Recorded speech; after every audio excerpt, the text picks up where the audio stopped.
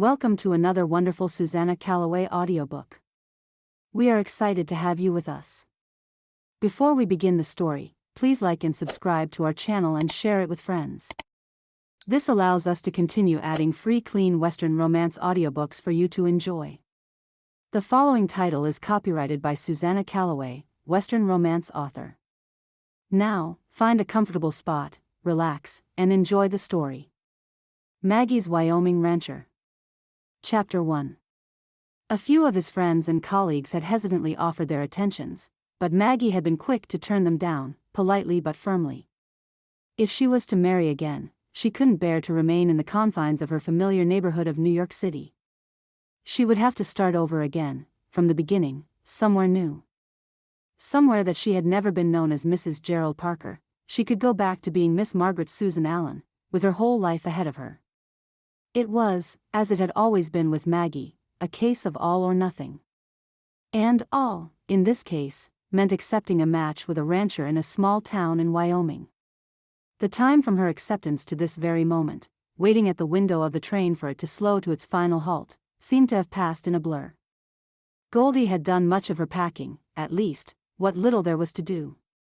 After the debt to the doctor who had attended Gerald through his last few months was paid, as well as the duties to the undertaker, Maggie had been left near destitute. She'd had to sell almost everything they had owned and let the flat they'd lived in go, spending the last several months in the tiny spare room of the home Goldie shared with her husband and 2 children. Yes, she thought, her mind turning over the events of the recent past, it had been time to move on. Even if she was questioning herself, here and now, as the train puffed to a stop at last. She clutched at the wall beside her, desperate for stability, and took in a deep breath as a porter opened the door for her. The young man's cheerful smile, so unquestioningly welcoming, lifted her spirits at once, and she smiled back as he helped her down the few steps to the solid ground of the platform. "Welcome to Brownsville, miss. Any luggage?" "Just my carpet bag there." He nodded, taking it from the train and setting it beside her. "Only staying a little while, then, miss?" She shook her head, managing a smile even as her nerves jolted within her at the thought of just how long she was intending to stay. "No, in fact, Brownsville is my new home." She didn't think she was imagining the look of surprise in the young man's honest face, but he said nothing apart from, "Well, welcome again. I reckon you'll be met by a friend. Most folks wait just over the side of the platform, on the street. If you'll wait a moment, I'll carry your bag for you." "That's all right, I can manage." "Thank you."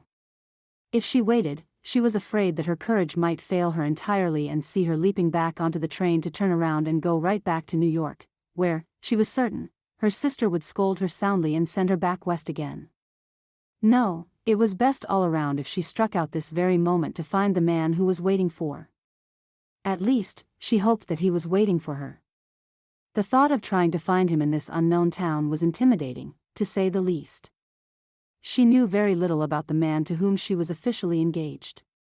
His name was Colton Hayes, and he was a rancher who owned a plot just outside of Brownsville. He was in his early 30s and had never been married.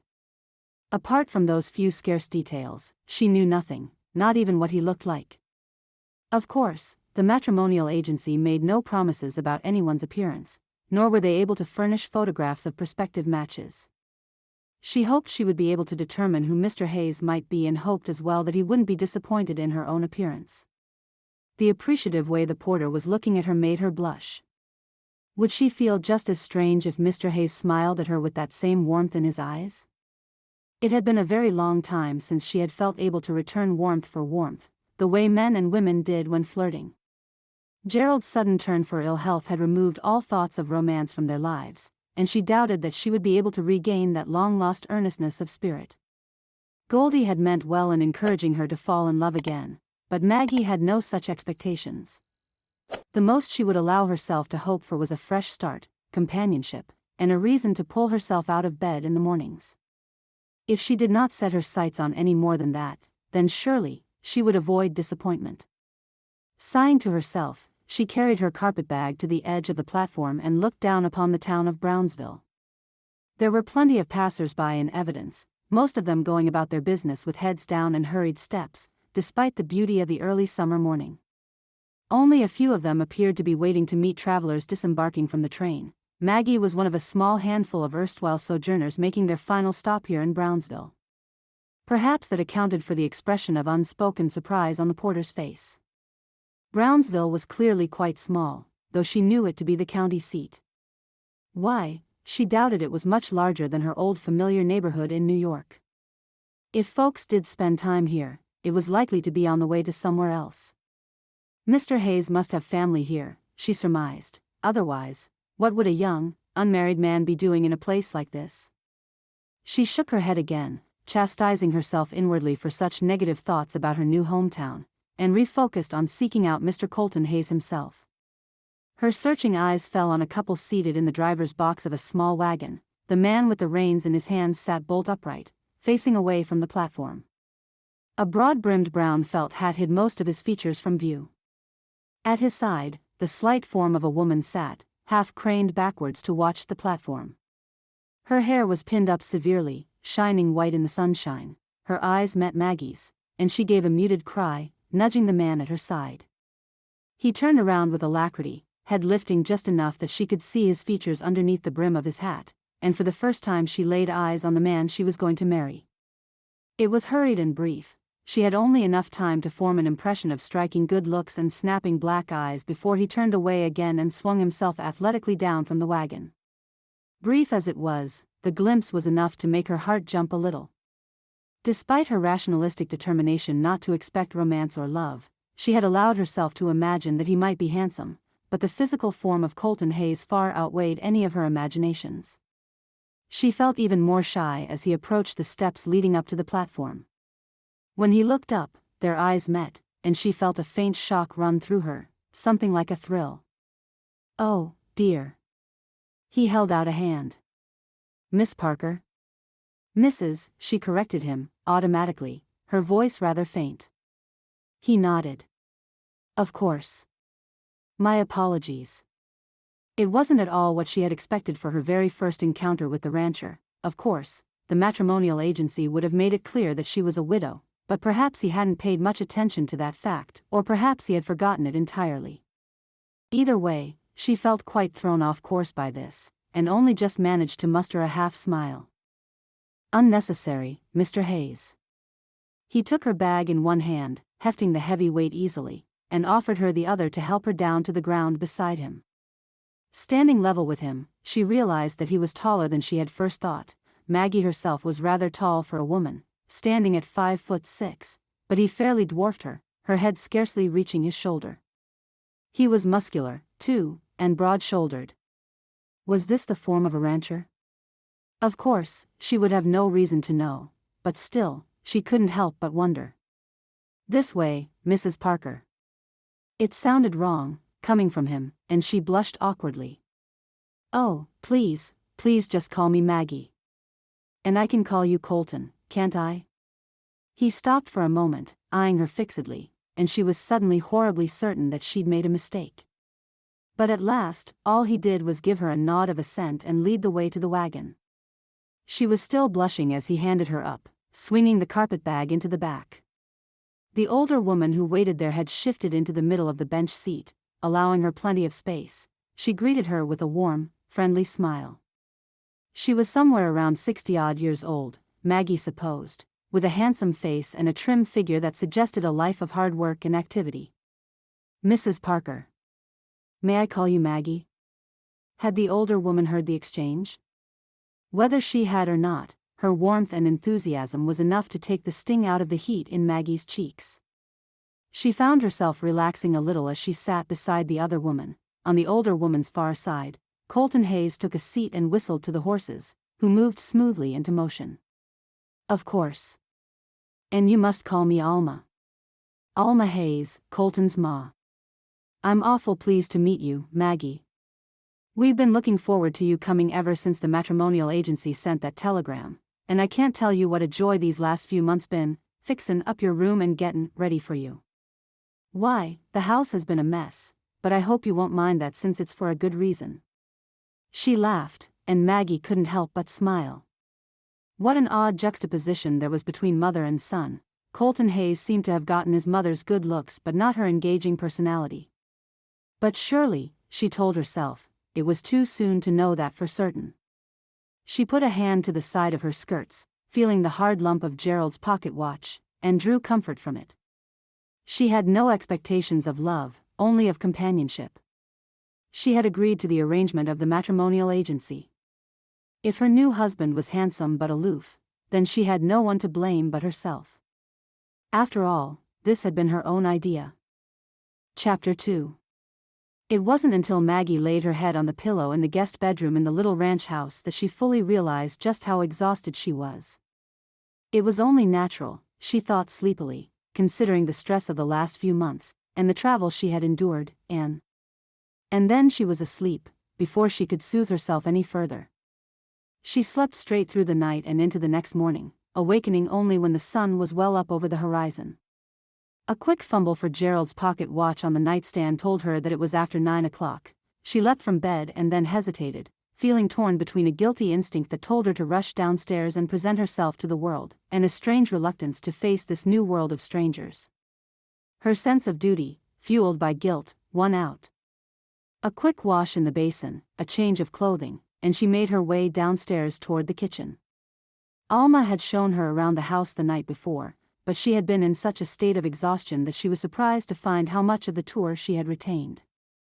The upstairs housed 4 bedrooms, Alma's, Colton's, the guest room that was now Maggie's, and a 4th that had gone unlabeled. Downstairs, there was a small study and library tucked at the rear of the house. The hallway split the rest of the home in 2, with a large, comfortable sitting room on one side and the equally large, even more comfortable kitchen on the other. This late in the morning, Maggie wasn't sure what to expect, but she discovered Alma seated at the kitchen table, poring over a large ledger. The older woman looked up with a smile and got to her feet. For the first time, Maggie realized that Alma had a limp, something clearly causing her pain as she stepped forward, but she didn't appear willing to let it stop her. "Ah, there you are. I had hoped that you would get plenty of sleep, my dear. After a trip like that, you needed it. And you were half dead on your feet last night, poor thing. Sit down, I'll fetch you some coffee and breakfast." "Oh, I'd be glad to." "Nonsense."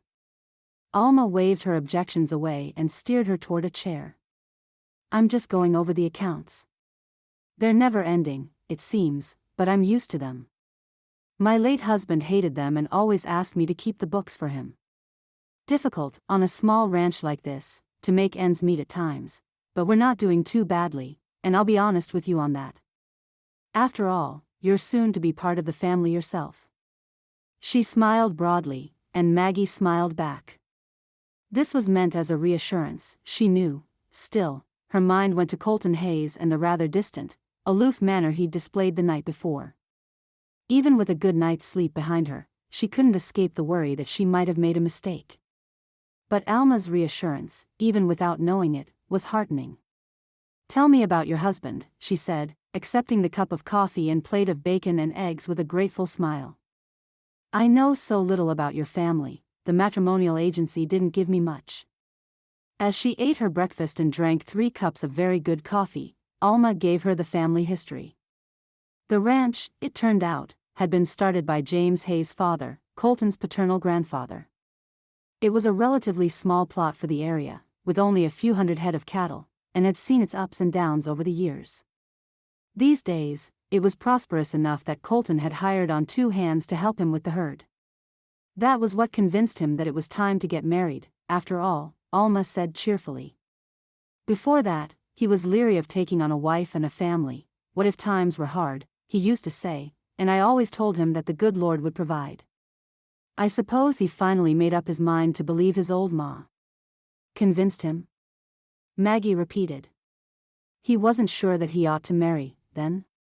"Oh, he's wanted to. He's 33, you know, and most of the boys he grew up with have wives and children of their own already." But he was off gallivanting, she chuckled suddenly. "No, that's not fair. He's always been a hard worker, has Colton. It's just that he didn't think ranching was for him. When he turned 20, he went out west to become a prospector. For years, we didn't see him, though he wrote letters regular every month, and sent back some of the gold he found, too. I kept waitin' for him to send the word that he'd found a girl out in California, but I reckon any girl who would put up with a mining shack in the wilderness would have to be tough as nails, and like as not she would be too busy prospecting for herself. She chuckled, and Maggie joined in. He was a prospector, then. What brought him back to the ranch? Alma was quiet for a moment, long enough that Maggie wondered if she had said something wrong. The older woman's smile remained, but it grew sad, somehow, and her eyes wandered toward the window beyond Maggie's shoulder. Jimmy, she said. We lost Jimmy. Maggie held her breath. She knew enough to know that she didn't need to question this. The answer was coming, in Alma's own time. My husband passed away a few years after Colton headed west. He came home for the funeral, of course, but his brother assured him that he could take care of the ranch. And he could. Jimmy was my younger boy, just as hard a worker as Colton, but more the stay-at-home type. He loved the land they grew up on and had none of the need for adventure that his older brother was so full of. He took over running the ranch, and we did well enough for a long time. But just last year, she bit her lip. Impulsively, Maggie reached out to touch the older woman's hand, pressing down, hoping that she could give her some comfort. Alma took a deep breath and mustered up another smile, faltering though it was. I reckon grief still catches you unawares, sometimes, long after you figure you're done with it. Yes, Maggie said softly, I believe it does. It was an accident, all sudden-like. There was a rainstorm, and he went out to clothe in the horses. Well, lightning struck nearby, and they went wild. I found him out there, in the mud of the corral, hardly breathing. Dragged him back inside and did what I could, but I couldn't reach the doctor and there wouldn't have been much he could have done for him anyhow. I sent word to Colton, of course, but poor Jimmy, well, he went to sleep, the next day, and he never woke up. Maggie squeezed her hand, her heart in her throat, but the older woman took another deep breath and lifted her chin. There was a strength in Alma Hayes that Maggie had never seen in anyone. Colton came as soon as ever he could, but of course Jimmy was buried by then. All that was left was me, and the running of the ranch in shambles. Good man that he is, he pitched in with a will and we're comin' out of the troubles now. But I reckon he still hasn't quite gotten over his own sadness, that he never got to say goodbye to his brother. She went on, her voice softening. There's a particular heaviness to a man's grief. Women's tears lighten the load, but for a man like Colton, it's an indulgence he can't allow himself. I reckon it's best not to mention Jimmy, not until you've come to know him. I don't know what he'll do. Of course, Maggie said softly. I do understand grief, Alma, in my own way. The thought of the months of weeping, in the wake of Gerald's death, flashed upon her like a flood, and she shook the pain away hastily. I reckon you do, Alma said, squeezing her hand in return. That's Jimmy's tree out there in the yard. That was how Colton buried his brother, when he couldn't be here for the funeral. Planted a strong, healthy sprig of an apple tree, and takes care of it as though it's a child of his own. Maggie turned to follow Alma's gaze. The young tree was little more than a sapling, but in the warmth of early spring, it already had a few blossoms on its slim branches. It made her smile, even as it tugged at her heart. That's a lovely gesture, she said. I wish I'd been able to do such a thing after Gerald. It didn't take much more than a little coaxing, and another cup of coffee, for Maggie to tell Alma the story of her husband and how she had lost him after such a brief marriage. Alma was large-hearted, though she didn't give way to tears when thinking of her own lost son. There was a suspicious moisture in those dark eyes, so like Colton's, by the end of Maggie's story. Their shared tragedy seemed to complete the bridge that had been started between them simply by Alma's friendliness. By the end of the morning, Maggie felt as though she'd known the older woman her entire life. Alma bent so far as to allow her to help set out things for luncheon. It was a simple meal, as supper was the largest of the day, but Colton needed a reason to take a break, she explained, and this was all that would do. Bread, cheese, coffee, lemonade, and Maggie and Alma were seated again at the table, deep in discussion, when the kitchen door opened, and Colton stepped inside. Maggie closed her mouth so suddenly that she nearly bit her tongue, sitting up straight. There was something about Colton's appearance that made her nerves suddenly begin to jangle, It wasn't as though he was frowning at her or glaring at her, but the small half-smile, which seemed like mere politeness, made her feel as though he was. Once again, she was struck by the difference between mother and son, but the story of how he had lost his brother, and so recently, made her more conscious of the fact that she did not know him well at all. Perhaps he was being as friendly as he knew how, under the circumstances. Maggie. He gave her a nod. Colton, she returned. Did you sleep well? Very well, thank you. A pause, and she felt like twisting a little in agony. He glanced at his mother, who was beaming at him as though he were a child taking his first steps. Good, he managed at last, and sat down abruptly. The rest of the meal went a bit more smoothly, largely due to the chatter of his mother. Alma asked him question after question about daily chores, explaining each one to Maggie as they were discussed. She wasn't surprised to find that there was a great deal to be done in the running of a ranch, but couldn't help but express her admiration for the men who were handling it all. You must end every day exhausted, she said at last, shaking her head with a smile. Your mother said that you had hired some help, only wonder that you don't need more. 2 is about all that's required, he said gruffly. And about all we can afford, besides. Well, I don't know anything about running a ranch, of course, but I'm a quick learner. I'd be glad to lend a hand, if you think I'd be of any help. She faltered at the last, feeling suddenly that she had overstepped herself somehow. Colton opened his mouth to respond, closed it again, and sent a quick glance at his mother, who smiled at him. He tried again. I reckon the men and I can handle it just fine, he said, and paused. Thank you. Maggie nodded, fighting off the blush that seemed inevitable in the wake of this exchange. A desperate glance at Alma told the older woman of her plight, and Alma jumped in willingly. I'll take you with me to milk the cows tomorrow morning, she said. I'm sure we'd all be glad to have you help, and it's awful nice that you're willing, so soon after you arrived. I'll be glad to have an extra pair of hands in running this house, make no mistake. I told you it was a bit of a mess. Oh, not at all, I think it's lovely. Alma beamed. Well, there's always something else to be done. Just as soon as I get done with one task, 3 more have piled up. The laundry mounts up something dreadful, especially after a hard rain like we had last week. And the attic needs clearing out. Everything we don't use gets put up there, and it's a hodgepodge of a mess. I'd be glad to help with anything, Maggie assured her, but Colton spoke up. I don't reckon anyone needs to be up in the attic. His voice was strangely sharp, drawing the attention of both Maggie and his mother. His expression, too, was harder than usual. Now, Colton, his mother began. That attic's been left alone for years. No call to go disturbing it now. He stood up abruptly, setting his fork down in his plate with a clatter. Without another word, he set the plate in the wash basin and left through the kitchen door. He did not slam it behind him, but Maggie suspected this was more out of deference to his mother than anything else. The 2 women were left behind to stare wordlessly at each other for a moment. Then Alma shook her head. He put Jimmy's things up there, she said. Not to mention several decades worth of items we haven't used or even seen in just as long, but I reckon it's his brother's possessions that made him so snappish. Well, never you mind, Maggie. It's my house, too, and if you're willing to help, then I'm just as willing to put you to work. She stood up and began to collect plates, and Maggie emulated her. As she went to fetch water to wash the dishes, she couldn't help but wonder what awaited her in the attic, and what Colton Hayes might do or say, when he found out that she had ventured inside. Chapter 3. The town of Brownsville had counted on being through with spring and well on its way to summer, but the weather evidently had other ideas.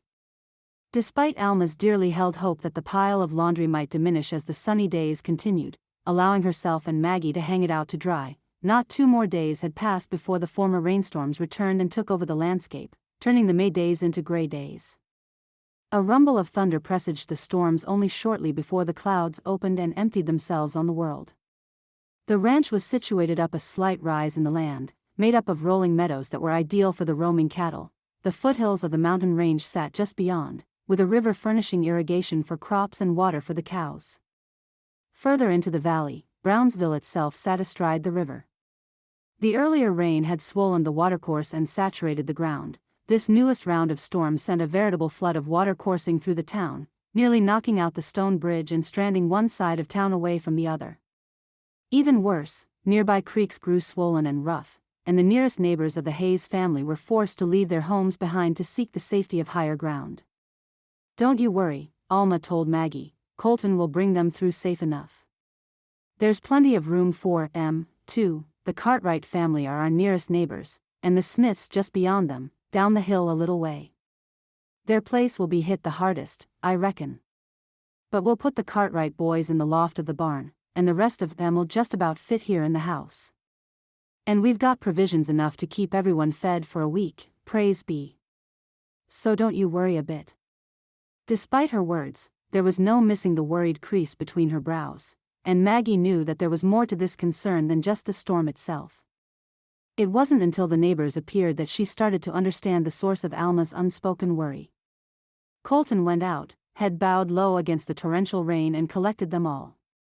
He arrived back in the middle of a brief break in the storm, when a watery-eyed sun shone misleadingly from behind the scurrying clouds. Even to Maggie's untrained eye, it was clear that there was another round on the way. Both the Cartwright family, for boys, Maggie realized with widening eyes, a laughing, boisterous father, and a harried-looking mother, and the Smiths were packed into the back of the wagon, apart from two figures who sat beside Colton in the driver's box.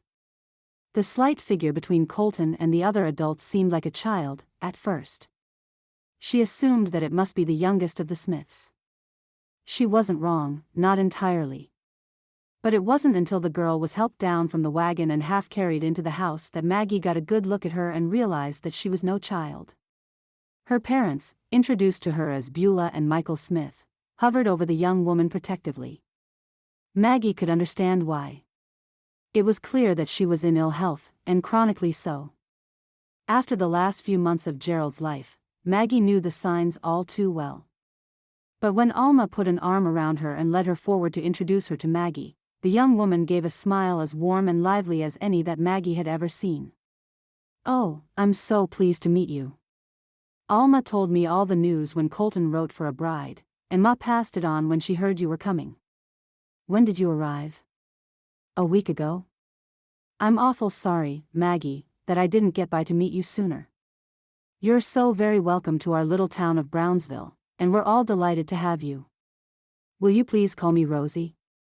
Ma named me after her mother, Rosalind, but I like my friends to call me Rosie." She clasped Maggie's hand in hers. "And we will be friends, won't we?" The way that Rosie Smith smiled up at Maggie made her heart swell a little. There was such simple joy in existence there, and yet that youthful face had been ravaged by pain, and Maggie suspected that her age was not at all what it appeared. Perhaps she was even a few years younger than Maggie herself, though the lines on her thin, pale face suggested a decade or more advanced than that. She was very slight and delicate, too, making Maggie feel a positive giant in comparison. She felt the strong urge to take the girl in her arms and give her a fierce embrace, as though they had known each other forever. Instead, she clasped those thin, delicate hands in both of hers and said, warmly, "Of course we will, Rosie. Why, I feel as though we are friends already." She caught a glimpse of Alma's face and was glad to see the look of pleased approval there. The Cartwright boys were shuffled unceremoniously into the barn, with Alma doling out glasses of lemonade and blankets for them to spend the rest of the afternoon in lazy comfort.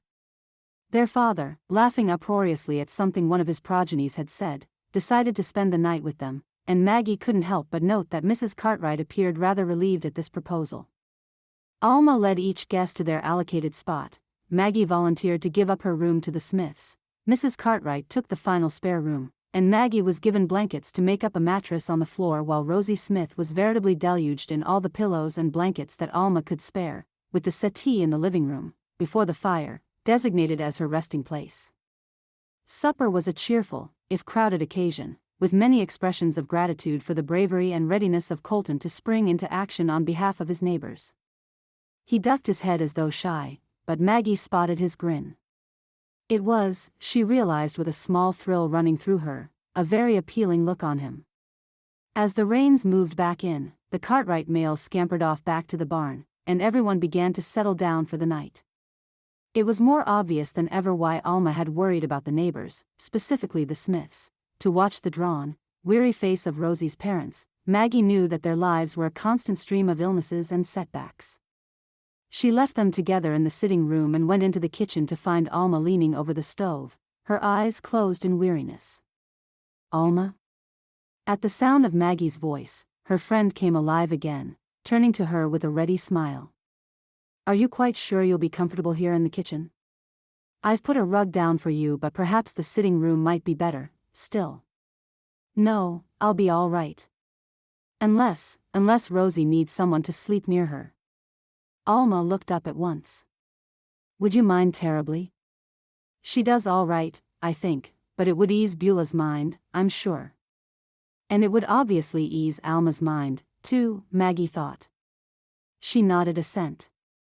"Of course I don't mind. Rosie is awfully sweet." Is she? She could not think of the correct way to ask the question without seeming nosy, but Alma knew what she meant. "The doctor says she's not long for this world," she said sadly, turning back to the stove. "Of course, he's said that for years now, ever since she was a little girl." "What do doctors know?" "How old is she?" 28, I believe." "Oh. It's a surprise, isn't it?" Alma glanced at her swiftly. "It can be difficult to tell, I'm sure. She's so small, sometimes she looks just like a child, and then the pain clouds her eyes, and you can see that she's dealt with far more than any sweet girl should have to deal with. And stayed strong through it, too. They've taken her to all the specialists they could find, even traveled back to Boston. But no one was ever able to give them any answers. And these days, she seemed even weaker than usual." "Poor Rosie," Maggie whispered. "And her poor parents." "It's a shame for all of us," Alma said, "not to take away from their sorrow or their loss. Rosie is one of the sweetest and best that Brownsville has ever managed to produce." Her smile turned a bit wry. "There were a few moments, when she was younger, that I was half certain she and Jimmy would. Well, there's no point thinking of what might have been, is there?" She turned back to the stove again, briskly stirring it up, though it was late in the evening by now, and there was nothing to be baked or cooked. It was just a gesture to distract herself from the sorrow she'd endured in life, Maggie knew, for she recognized the motion. She'd done it often enough herself, after Gerald had died. "Rosie will be delighted to share the sitting room with you, Maggie, only don't be surprised if she wants to sit up half the night talking. Poor girl, she doesn't get out of the house much these days." Rosie did, indeed, want to talk, but not long had passed in their cheerful conversation before the young woman began to nod off. Maggie trailed off during a story about growing up in the city, lowering her voice to a murmur, letting it lull the other girl into a deeper sleep. She needed the rest, that much was clear. The danger and excitement of the day, the worry over the house they had fled, clearly had taken its toll. It had taken its toll on everyone, really, she thought sleepily, and then she was drifting off herself, while the rain pounded away overhead. Chapter 4. The rains passed off the next afternoon, and Colton loaded up the wagon again to take his neighbors back to their homes. It was on the tip of Maggie's tongue to ask to come with him. After only knowing Rosie and her parents for less than 24 hours, she felt rather protective over the girl, and wanted badly to accompany her home and ensure that everything was all right. But the wagon was overloaded and the horses dragging even as it was, and so she contented herself with giving Rosie a fond embrace. The young woman looked up at her with a smile. Despite the deep shadows around her eyes, there was a warm light inside them, and she seemed as though she was always lit from within. "You will come and visit me, won't you, Maggie?" "Of course I will. As soon as I can." "Good. I'll look forward to it." Maggie stood with Alma on the front porch, watching and waving as the wagon load of friendly neighbors jolted down the road. "I do hope that everything is all right," Alma murmured. "Does it flood often here?" "We'll get a little standing water just about every spring. But we're prepared for it, usually. This is later than usual." "I hope the weather didn't put it on special on my account." Her tone was teasing, striving to lighten the mood, and lighten Alma's spirits, and the older woman responded in kind, turning to Maggie with a chuckle and putting an arm around her waist. "Well, no matter what happens, Colton will help them sort it out," she said. "I reckon he'll tell us all about it when he comes back for supper." Colton was late in returning, and Maggie surmised from the rather grim look on his face that more damage had been done than anyone had dared to hope. Over a plate of stew, he filled them in. The Cartwrights' barn got the worst of it. They had let the horses out into the corral, thank goodness, but even so they were hock-deep in mud. "I told Fred he ought to dig drainage ditches away from the building, but he always was a great one for ignoring advice. Maybe this time he'll change his mind about it." "And the Smiths?" his mother pressed. Colton shook his head. "The house wasn't too bad," he said slowly. "A little damage at the back, near the kitchen door. Flooded the flagstones. It's mucky as all get out around the doors, though, and the barn. Mike'll have a time getting the wagon out if he needs it in a hurry." Maggie held her breath. The reason for a hurry, of course, would be an emergency, like that of the flood, of course, which had come on too quickly, but she was certain that Colton had another sort of emergency in mind, and it was to do with Rosie's failing health. How terrible it would be for Rosie to desperately need the help of a doctor and yet no one would be able to go and fetch one or get her to town in time. "They need a few ditches dug themselves," Colton went on. "And a little help clearing away the mud. I told him I'd be back tomorrow, shovels in hand, and I won't leave until it's done." "The work here," his mother said, but Colton cut her off. "Russell and Taze can handle it. I won't be away more than a few days." Alma offered no other objection, nodding instead. It was a display of absolute trust, and it touched Maggie's heart. "Is there anything I can do?" she asked desperately. "If I can be of any help to Rosie and her family, please let me." Colton turned to her, his eyes fixing on hers. He seemed poised to cut her off as quickly as he had done to his mother, but a moment of silence fell over the room while he looked her over, seeming to read through her lines and discern the earnestness of her offer. She felt a blush coming on at the intensity of his regard, but refused to look away, instead meeting his gaze as calmly as she could. "It's hard work." "I'm not afraid of hard work," she said. "The most difficult thing is to stand idly by when I might be of some help." "I'm willing, Colton." Another moment, and then he nodded, even as he said, "You'd best stay here and help Ma. I could put you to work there, it's true, but you're more used to me here on the ranch. Ma knows some of the chores. She used to handle them back when." He broke off suddenly, biting his lip, and she knew that he had been about to mention his brother. "Back when Jimmy ran the ranch." "Instead," he said, "before. Her hip's been both airin' her more than usual, and I reckon she'd be glad of the extra pair of hands." A quick glance at his mother, who nodded. She didn't even contest his comment about the pain in her hip, and, Maggie knew, this must mean that it was more serious than she had realized. He wasn't just fobbing her off, thinking her useless because she was a woman and a stranger to the area. No, he had given her true consideration, weighed out where she would be most useful, and asked her to abide by his judgment. If his mother trusted that judgment, then surely she could do no less. "All right," she said. Please give Rosie my love and tell her that I still promise to come and see her when I can." There was a look in his eyes as he nodded assent that she had not seen from him before. She thought it might be appreciation, and perhaps even respect. When she arose the next morning, he was already gone, along with the wagon. Maggie gulped down a cup of steaming hot coffee, scalding her tongue, and then hastily followed Alma out into the gray light of early dawn. It was going to be a beautiful day, she could tell. The skies were clear as crystal, warming from that vague silver to a translucent blue. It would be fine weather for all the work that Colton needed to do on behalf of the Smiths, and all the work that she and Alma needed to do right here at the ranch. This early in the morning, with the air still rather cool, it was clear that Alma's hip was bothering her more than usual. She hobbled quickly, however, and Maggie followed her from one end of the barn to the other, learning the ins and outs of milking the cows, distributing hay, pumping water, dishing out oats, and all the other details that kept life on the ranch running smoothly. It wasn't until after the animals were all fed that the humans could fill their own feed bags. Alma called a hello to the two ranch hands, who had just arrived to care for their work that day and led the way back to the kitchen. "May I make breakfast?" Maggie asked quickly. "I've got to get a bit more practice with that gargantuan stove of yours." Her aim, of course, was to see Alma seated and resting comfortably, but the older woman was far too independent to give in to a mere suggestion that she take it easy. Maggie had a feeling that Alma could see right through her delicate machinations but gave in all the same. It was a testament to the pain she was under that she agreed without making a fuss, and she took a seat at the table to oversee productions. The day proceeded as normal after that.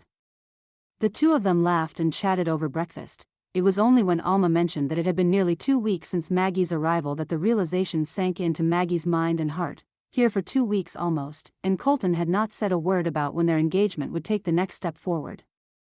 He hadn't even suggested that they talk about setting the date for their wedding.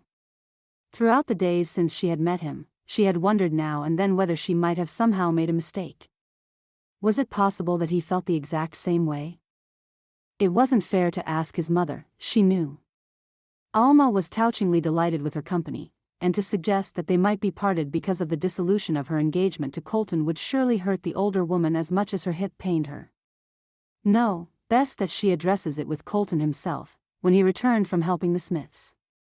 Though the day was beautiful, there were relatively few chores to be done after breakfast. Maggie fed the chickens while Alma seated herself in the garden with a sigh and began to pull weeds. Maggie watched her friend for a moment, a fond smile on her lips. "Alma, do you suppose today would be a good day for me to return to the attic? I haven't been able to do much clearing out since I started." Alma glanced up, a thoughtful look on her face. "Well," she said slowly, "Colton is gone for at least a day or two." She smiled brightly. "I think that's an excellent idea, my dear." With an answering grin, Maggie left Alma to her work and returned indoors. She had started the job of clearing out the attic shortly after her arrival, with Alma's blessing even if without Colton's agreement. Thus far she had not found much: a trunk of clothing that she suspected had belonged to Alma's husband, a 3-legged chair and a small table both in need of repair, and other miscellaneous household items that had outgrown their use at the time, but which were kept for the traditional reason of, just in case. As the sunlight shifted outside the narrow attic window, Maggie delved back into the depths of the items there. She felt that she was learning almost as much about the Hayes family here in the attic as she had learned from Alma and Colton themselves. Certainly Colton had not had much to share. As she picked methodically through another trunk, her mind fell back to wondering whether Colton was having second thoughts about their wedding. She supposed she couldn't blame him, if he was. Hadn't she gone through the same thing herself? But it seemed painful, somehow, to imagine him calling their engagement off entirely. It made her heart clench. And then again, there were the few moments when she had caught him looking at her, that unreadable expression in his dark eyes. And the way he had looked at her the night before, when she had told him staunchly that she was not afraid of hard work. In the middle of the trunk, she found a small box. Pulling it out and lifting the lid, she discovered that it was full to the brim with letters, the envelopes yellowed with age. The handwriting was rather clumsy and round, male handwriting, if she knew anything about it. And so, it proved to be, for the letters were from Colton himself, directed to his mother. She smiled as she read through a few of them. Her conscience bothered only momentarily. After all, what would Colton say to his mother that she herself could not be privy to? It wasn't as though she'd stumbled on someone's love letters. These were brief, though there were many of them, and full of details about the everyday life of a miner in California. Exhaustion was clear in some of them, hopelessness in others, and yet the drive to continue permeated each one. As she paged through the envelopes, she found one that seemed rather heavier than the rest. Tipping the envelope up, it disgorged a sizable nugget of gold which landed in her palm with a warmth and weight that took her by surprise. For a moment, she gaped at it, eyes wide. Gold. Yes, hadn't Alma said that Colton sent back some of the gold he found, to support his family? She couldn't help but smile at this. His love for the family he had left behind was obvious, for what hopeful young prospector would so willingly part with something so valuable? And how strange to find it here in the attic, along with the letters. Surely, he had intended it to be put to use for the running of the ranch. Driven by curiosity now, she made her way back down to the front door, out and around the house. Alma, Alma. At first all she could see was the older woman's legs, sprawled in the midst of the garden. Her heart leapt into her throat, and she ran forward, shoving the gold into her pocket to have her hands free. To her relief, Alma half turned as she approached, her voice so weak that Maggie couldn't understand what she was saying. It was only when she got on her knees beside her that she heard the murmur of, "Twisted, fell, can't get up." Maggie helped her gently to sit, though Alma's weathered face was deeply grimaced with pain. "Don't try to move," she urged her. "I'll go for Taze and Russell." "Please, sit still, Alma." The look on Alma's face suggested that she would be forced to do as she was told, even if her instinct was to try to get to her feet all on her own. She wouldn't have been able to manage it, Maggie was certain. The way her leg was twisted. Her heart was still beating wildly when she returned with both the ranch hands accompanying her. Between the two of them, they hoisted Alma up easily and carried her into the house, seating her gently on the settee in the sitting room. Maggie propped Alma's foot up on a cushion, though she wasn't at all certain what else should be done. To her relief, Russell said, "I'll fetch the doctor," without being asked, and raced off at once. Dr. McKinnon was there within the hour. An examination ensued which caused such pain to Alma that she clutched Maggie's hand in a grip like death, moaning as the doctor moved and shifted the joint. In the end, he stood up straight and nodded down at her. "For years, I've been tellin' you ought to be more careful, Alma. Well, it's caught up with you. It's a twisted ankle, of course, but that hip was out of joint, too. I've got it back as good as I can, but I don't know that it will heal straight unless you keep off it for the next few weeks. Let that be a warning to you." He darted a swift glance at Maggie, and she knew that it was a warning to her, as well. If she didn't keep Alma in line, there was a good chance that she wouldn't regain the ability to walk at all. "I'll care for her," she promised. "She's taught me well." "All right, then," said the doctor, still sternly. "I'll be back tomorrow to take a look at you, Alma. Don't go gettin' in any trouble between now and then, eh?" Alma closed her eyes. No promises were made. But Maggie swore to herself that she would do everything within her power to see that Alma recovered as best as she could. It wasn't until after the doctor had left, and Russell had returned to see what his employer's mother might need, that the suggestion of fetching Colton from the Smiths was made. At this, Alma opened her eyes. "Now, Russell Cody, you know better than that. Colton doesn't need to come rushin' home because his silly old ma twisted her ankle. No, you don't breathe a word to him. He'll be home in a few days, and that's plenty of time to find out something like this." She took Maggie's hand, beseechingly. "You'll be all right with the chores for a few days, won't you, Maggie? As soon as I'm able, I'll be up and hobblin' around to help you." Maggie squeezed her hand, smiling down at her. "Don't you worry for a minute, Alma," she said. "We'll be just fine." She was caught between relief that Colton would not return right away, and anxiety that he would still be gone for the next few days. With the help of the ranch hands, who were always willing to drop whatever they were doing and come to carry Alma wherever she needed to go, she managed well enough on her own. But by the end of the next few days, she was exhausted. "I don't know how you did it for so long," she told Alma, who gave a good-natured chuckle. "I always had the help I needed, my dear. And when you are the mistress of the house, you'll have the help you need, too. Colton will see to that." Maggie turned her eyes away, taking a seat beside her friend with a sigh. "I only hope that I can fill your shoes, Alma." That wasn't all she hoped, of course. The casual mention of Maggie as the mistress of the household, the wife of the ranch's owner, stirred up all sorts of feelings and doubts. She still found herself half dreading the day that Colton returned, and half longing for it. But when it did happen, it was so suddenly upon her that she scarcely had the time to analyze how she felt. One moment, as she worked in the kitchen, she spotted the wagon going by at a fast clip, headed for the barn. The next, Colton himself was bursting through the door, wild-eyed and hatless.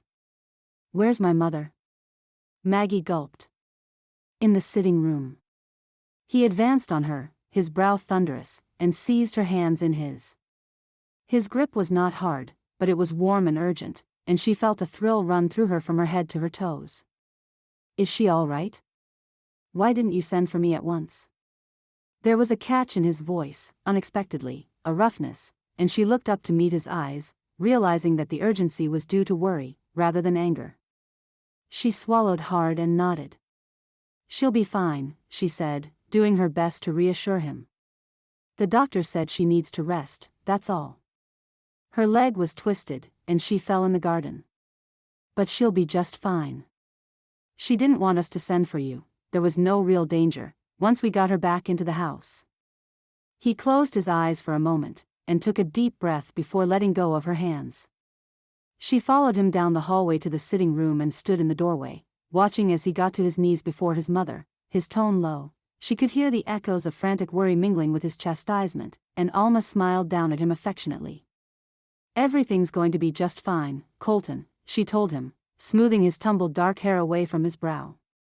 "Why, Maggie has taken care of it all, just as though she were born to run a ranch. And the doctor says I'll be back on my feet in no time." Colton turned, his eyes meeting Maggie's once more. Mixed with the wariness that was so familiar to her by now, there was another emotion that she could not identify. But all he said was, "Thank you." She bowed her head in acknowledgement and went away, returning to the kitchen to occupy herself and allow the mother and son time to talk. It wasn't until then that she realized why Colton had been so frantic with worry, so instantly angry that he had not been told about his mother's fall. After all, he had been away from home before when he'd lost a family member unexpectedly, and had not returned until well after his brother was buried. He'd lost a great deal through being away. It was no wonder that he should fear it happening again, even though he was only a few miles away from home. His feelings did him credit. He loved his mother dearly and was only too painfully aware of the fact that he was her last support. She felt a familiar weight in her skirt pocket and reached into it to caress the solid curve of Gerald's watch. To her surprise, though, it was not the cool, hard surface of the watch she felt, but instead something rough and pebbled to the touch, though just as heavy as the watch itself. She pulled the nugget of gold from her pocket and held it in her palm, wonderingly. It wasn't the same object that she had carried with her all the way from New York, but somehow, it brought the same sort of comfort. Chapter 5. The rains were finally over for the year, it seemed. One sunny day followed on the heels of the next, an endless cavalcade of beauty. Each new afternoon seemed a few degrees warmer than the last, and Maggie had a feeling that she would soon find out what summer felt like here in Wyoming. Surely it could not be as stifling as the summer heat on the streets of New York City, she told herself, but she knew that it was merely a hope rather than an expectation. She wrote letters to her sister and her family, describing the newness of her surroundings and the people of Brownsville, whom she was getting to know little by little. Once or twice in the first month after her arrival, she drove the wagon into town to collect supplies. Often, Colton brought things home after his own outings. He never failed to ask his mother if she had a list for him each time he went into town, and it wasn't long before he took to asking Maggie, too. After all, with Alma still laid up, Maggie had taken over the running of the household. Colton said little about it, but she did catch him watching her with that unfathomable expression in his eyes. She suspected that it was gratitude. A few days after his return from his work at the Smiths, she finally had a chance to ask him about Rosie and her parents. He had stepped in for a bite of lunch, which she had prepared for him. Alma was resting in her room upstairs, suffering from a headache. Maggie hesitated, wondering whether she ought to leave Colton to his own devices or sit down beside him, but the rarity of the opportunity to speak with him alone was too much to pass up, and she pulled a chair out and sat down swiftly. In response to her question, he glanced up from his plate, his attention diverted. "Oh, they're all right, I suppose. I reckon they could be worse, all things considered." "Is all the work done that needs to be done, then?" "For now," he allowed. "I'd like to see Mike bring on a little extra help, but times are hard, and I can't blame him for trying to scrimp and save. I'll get over there to finish the ditches when I can spare a few hours." "I wish I could be of more help," she said quietly. "I know that I don't know the family well, but, well, Rosie is the sort of person who goes straight to your heart, isn't she?" A rare smile warmed his face. "That she is," he said softly. And I reckon she felt the same way about you, Maggie. Do you think so? Kept a skin about you, he said, returning his attention to his plate self-consciously. A skin, how you liked it here, whether you missed New York, and when we were likely to be wed. She caught her breath. A question that she had not dared to ask herself, and yet Rosie Smith, with all her fragility, had been fearless in asking it for her. And what did you tell her? She managed. He glanced up at her, and their eyes met. She took in a deep, slow breath, trying to calm her racing heart. I told her that we hadn't had a chance to discuss it yet, he said. Maggie nodded, biting her lip. This was true, at least, though she still wasn't sure how he felt about it. Nothing in his tone or expression gave his feelings away. She wondered if he could tell how she felt, simply by the look on her face. She's very sweet, to take such an interest. She wants to attend the wedding, Colton said heavily. And she's afraid she won't be. He cut himself off, suddenly, and simply looked down at his plate, making no move to eat anything further. Maggie found herself almost overcome by the urge to reach out and put a hand over his. She stopped herself just in time, instead reaching a hand into her pocket, where the heavy weight of the golden nugget there caught her attention. Colton, she said swiftly, I've been meaning to ask you. I came across a box of your mother's. She kept all your letters. Any moment now he was going to demand why she had still been in the attic when he had told her not to. She pressed on hurriedly, anxious to avoid any confrontation on the subject. Something heavy fell out, and I wondered if you knew what it might be. It wasn't entirely true, but neither was it a lie. She handed the gold nugget over to him and he took it, his mild irritation dissipating at the distraction. Holding it in his palm, he turned it over with his pointer finger, and she was utterly moved to see the transformation that a genuine smile made to his handsome face. Why, I reckon this is the very first bit of gold I found, he said. I recognize the shape. I sent it back here to Ma along with a letter to tell her that I was making my fortune after all. He glanced up at her, and the smile remained. It made her heart skip a few beats with the trueness of it. Here, at last, she had found a memory that did not bring him pain. Took me a few months. A lot of hours and a lot of doubt. But then, he shook his head, turning it over again. I figured they would spend it. They ought to have. The good Lord knew that they needed the money. But here it is. She kept it, Maggie said softly. She must have known how much it meant to you. It meant that my luck was changing, Colton said softly. That better times were ahead. They sat together in silence, but the silence for once was companionable, rather than awkward or painful. She watched him, his pensive face drawn in deep thought. How handsome he was, she thought, and how unexpected he was, too. Everything he did came as a surprise. Especially the way he was with her now, after the strangeness of their relationship to date, engaged, but hardly able to speak to each other. Living under the roof but not spending any time together. And she, helplessly falling in love with him a little more with every passing day. And Colton, well, his true emotions remained a mystery. She hoped that she would have the chance, someday, to understand them. Halfway afraid that his mind would lead him along the garden path back toward the pain of losing his brother, the fear of losing his mother, she spoke up abruptly, breaking the silence. Colton, might we invite the Smiths over someday soon for supper? I did tell Rosie that I would visit her, but I suspect that it might be a bit easier on her and her mother to come here instead. Colton nodded. Sure, we could do that. Ma would like it, too. She smiled at him. How easy he could be, sometimes. If only he were that easy all the time instead of only rarely, then she wouldn't have shied away from asking him about their engagement. The question was still foremost on her mind, but she was unwilling to risk the comfort between them at this moment to ask it right now. Besides, she had visitors to prepare for. As she returned to her duties, leaving him finishing up his lunch at the table, she realized that she had never been quite so content as she was in that moment. For once, it seemed that there was everything good to look forward to. And the tragedies of the past need not overshadow the joy of the future. Chapter 6. It felt like a golden hour, Maggie thought, with a shine as any nugget of California gold. Here they were, crowded but comfortably arranged around the kitchen table. Colton had brought down the three-legged chairs from the attic for the occasion and mended them enough to withstand being used for the evening. Beulah and Michael Smith sat beside each other on one side, smiling benevolently. Alma was in a seat of honor at the foot of the table, her healing leg propped up carefully to avoid inadvertent jostling. Rosie and Maggie sat across from the Smiths. To Maggie's left sat Colton, at the head of the table. He was smiling, too, it seemed, more smiles than Maggie had ever seen from him, that was a certainty. It made her heart do a little somersault each time she caught his eye.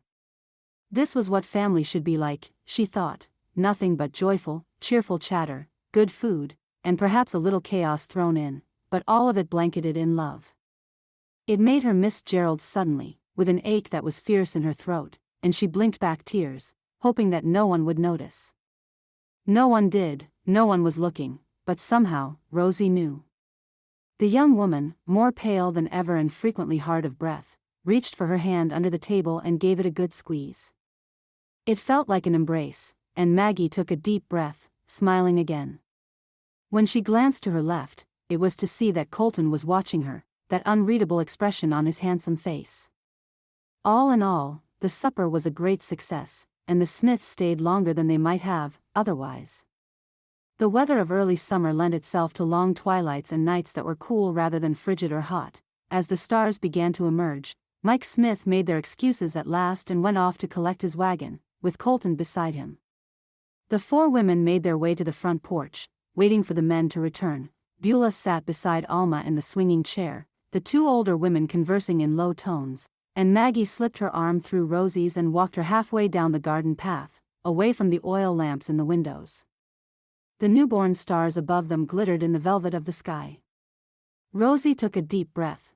There was a faint wheeze to it that Maggie did not like, but when she glanced swiftly at her friend, Rosie was smiling as though she felt no pain.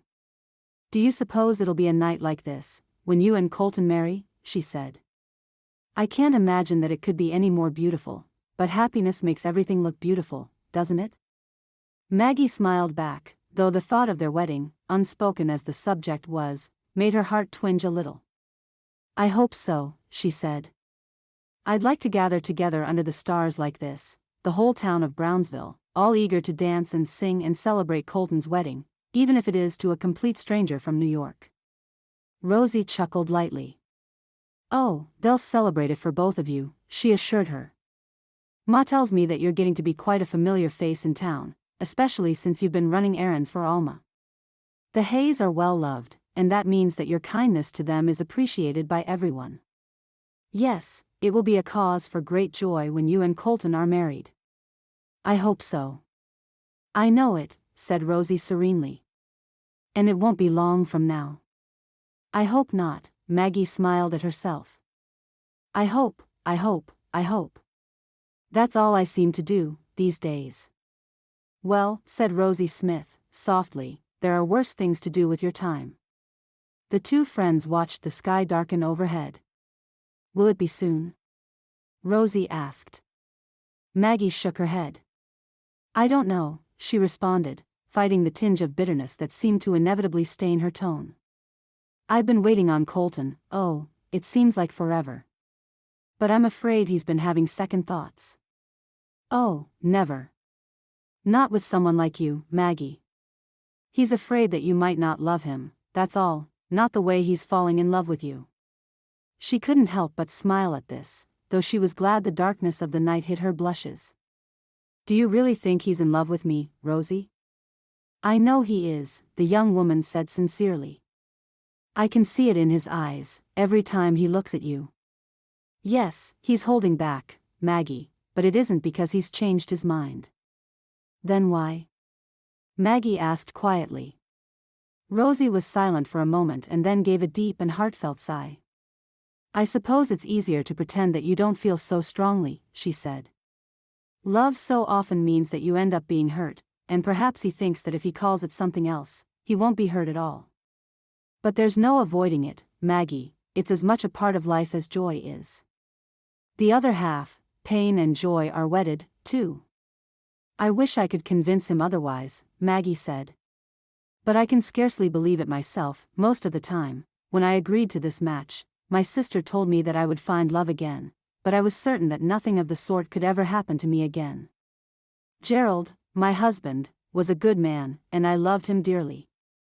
It would be selfish, wouldn't it, for me to think that it might happen twice? Rosie hugged her suddenly, with a strength that seemed far beyond the limits of the frail little body. Convince yourself, she whispered, and you will convince him. You're in love with him, Maggie, that great gift is here before you. All you must do is open your hand and receive it. Maggie took a deep breath. She was vaguely aware of the fact that she was trembling despite the warmth of the night. All right, she said.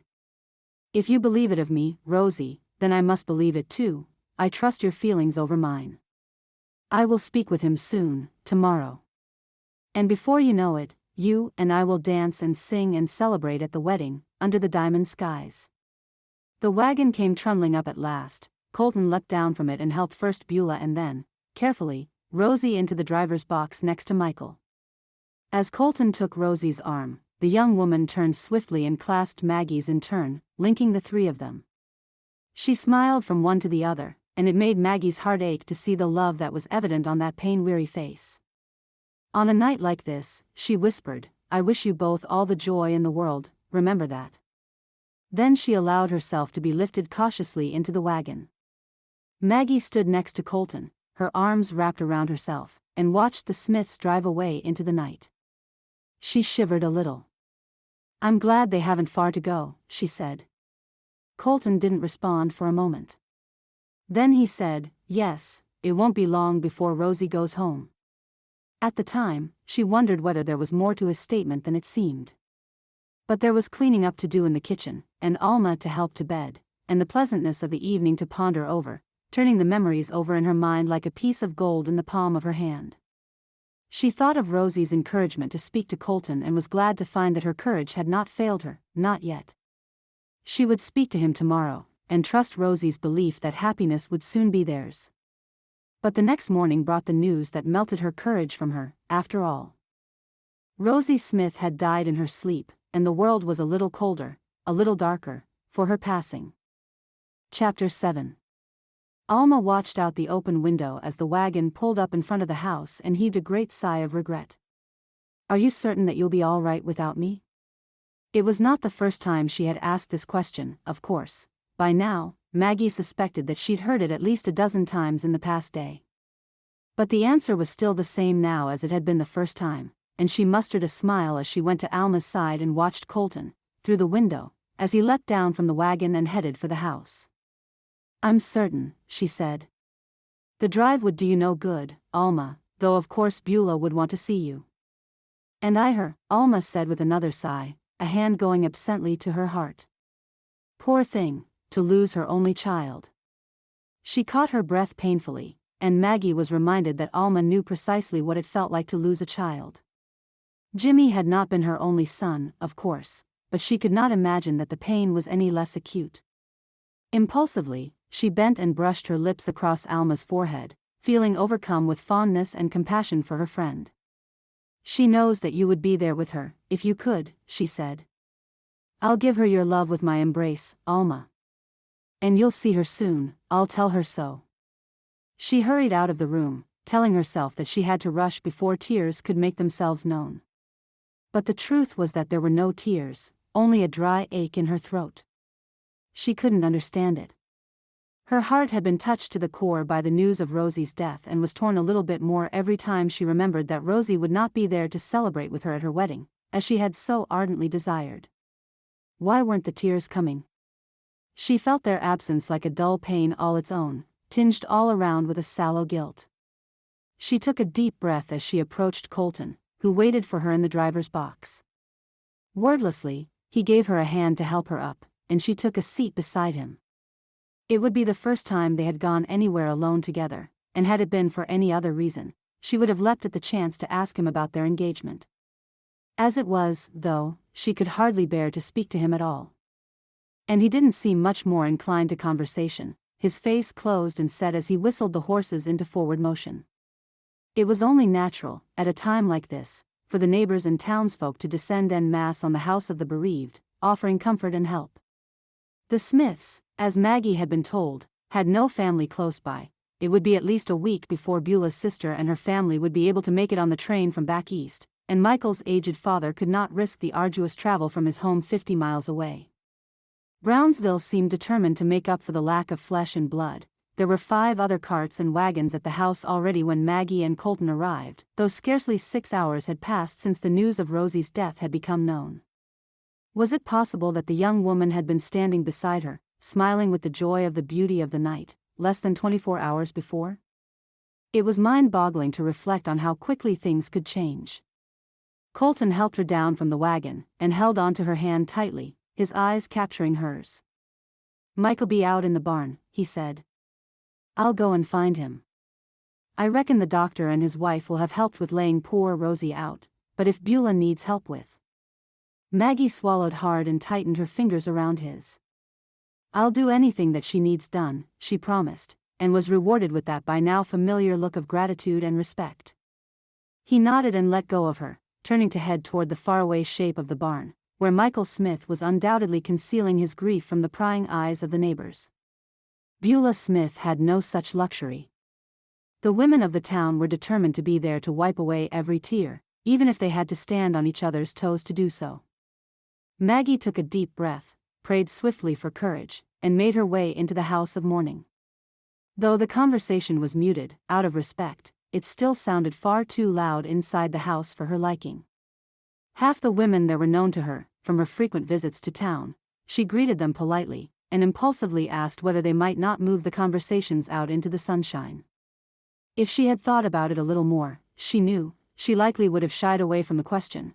After all, it would be all too easy for the local women of Brownsville to take umbrage at this near stranger from New York telling them what to do. But her careful choice of words and her calm, patient tone went a long ways to keeping the peace. Gradually, the house quieted down.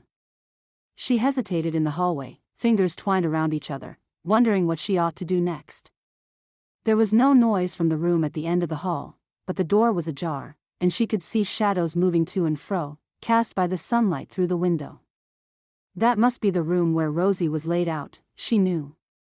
That must be where Beulah and the doctor's wife were, watching over her, preparing for Rosie's burial. The final rest, eternal and lasting. She turned away hastily from the door and plunged without thinking into the kitchen. There were dishes in the wash basin and the remains of a meal on the table. She puzzled over it for a moment before she realized, with a surge of compassion in her heart, that the family had been about to sit down to breakfast when Beulah and Michael realized that Rosie had not come downstairs that morning. She threw herself into the work at hand with a will, and within an hour the kitchen was spotless and shining, a pot of stew bubbling on the stove.